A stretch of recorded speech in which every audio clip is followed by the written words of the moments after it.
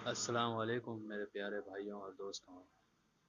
तो आज सुनाएंगे हम आपको इस कहानी का पार्ट 3।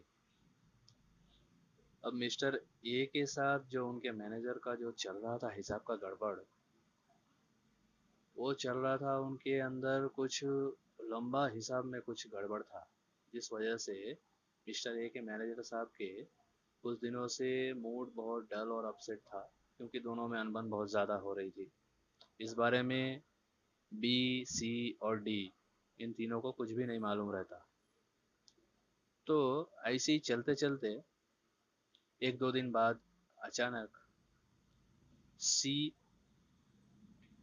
सी अचानक जो है आके मिस्टर ए के मैनेजर के पास आके पूछते हैं कि उनका जो भी लेना है, सामान या फिर अमाउंट या फिर कुछ और जो भी लेन देन का जो कुछ भी लेना है उनको, कि मुझे मेरा अपना जो भी सामान है वो कब तक मिलेगा। जब भी ऐसा पूछ रहे हैं वो उनको घुमाते रहे, मतलब कल ले लो, परसों ले लो, ऐसा करके चलता रहा ये कम से कम एक हफ्ते तक। चलने के बाद एक हफ्ते बाद क्या होता, सी का मिजाज बहुत गर्म हो जाता और सी क्या करते, गुस्से में आके अनाप शनाप बोल के लड़ाई दंगे पे उतर आते। अब सी और ए के मैनेजर दोनों भी बी के पास आके बैठते और बी से बोलने लगाते।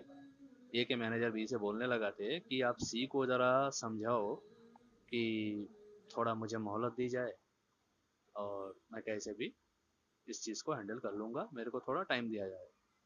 तो सी का कहना क्या होता, सी का कहना ये होता है कि मैं और टाइम नहीं दे सकता हूँ, वैसे ही ओवर ड्यू चल रहा, टाइम ओवर हो चुका, तो मेरे से और टाइम देना मुश्किल है, नामुमकिन है।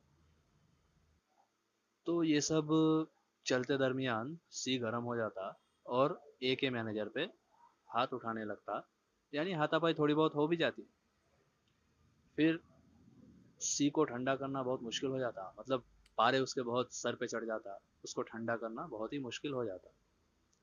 फिर होने क्या लगता, अब सी और बी में डिस्कशन होने लगी कि चलो अब मिस्टर ए को फ़ोन किया जाए, उसको सब सुनाया जाए।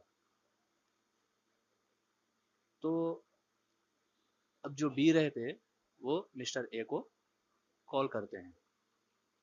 अब कॉल करके क्या बात होती नहीं होती फिर सुनाएंगे इसके नेक्स्ट पार्ट में। इंशाल्लाह फिर मुलाकात होगी।